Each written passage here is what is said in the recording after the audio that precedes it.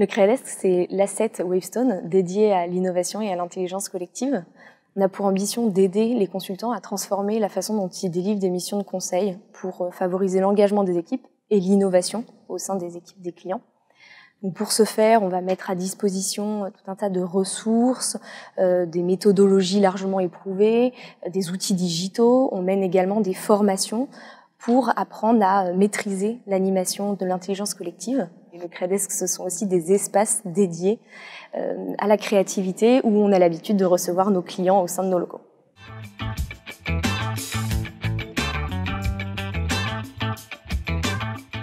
On a accentué notre accompagnement auprès des consultants sur 2 volets, les outils digitaux et la formation.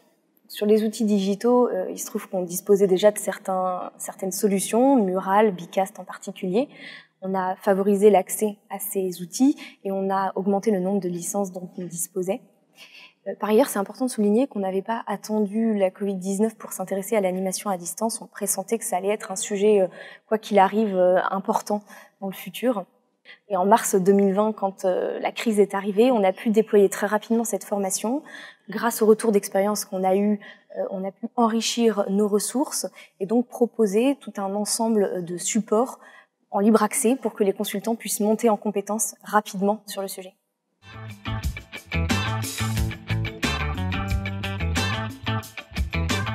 Il arrive qu'on utilise des outils comme Mural en avant-vente et en soutenance, ce qui permet de nous démarquer et de donner un avant-goût aux clients de la façon dont on va réussir à embarquer leurs équipes.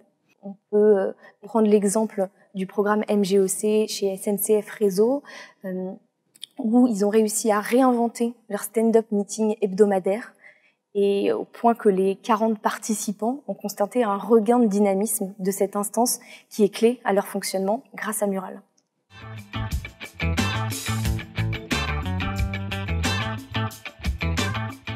Bon, on savait déjà la puissance de l'intelligence collective et l'engagement qu'elle génère au sein des équipes, mais ce que la crise nous a démontré, c'est que c'était complètement transposable à distance, dans la mesure où on respecte certaines bonnes pratiques. Par exemple, il faut vraiment une préparation minutieuse et une gestion du temps très exigeante, parce qu'on a l'habitude de dire qu'à distance, la minute compte double. Et par ailleurs, pour l'animateur, il y a certains signaux faibles qui sont beaucoup plus difficiles à détecter en visio. On a constaté que sur certains types d'exercices et même des travaux assez complexes, comme la construction de process par exemple, on allait être presque plus efficace à distance qu'en présentiel. Alors, il faut reconnaître qu'il y a quand même certains sujets, le présentiel est quand même plus adapté. Je pense aux activités de créativité, au team building, où on va faire appel davantage aux perceptions et aux ressentis des participants. Là, c'est un peu plus compliqué à distance.